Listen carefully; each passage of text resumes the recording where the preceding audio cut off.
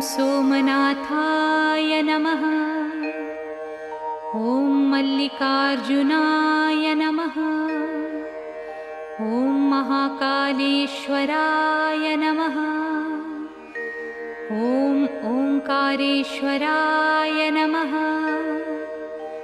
ॐ वैद्यनाथाय नमः।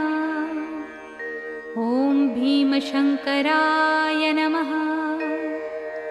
ॐ रामेश्वराय नमः।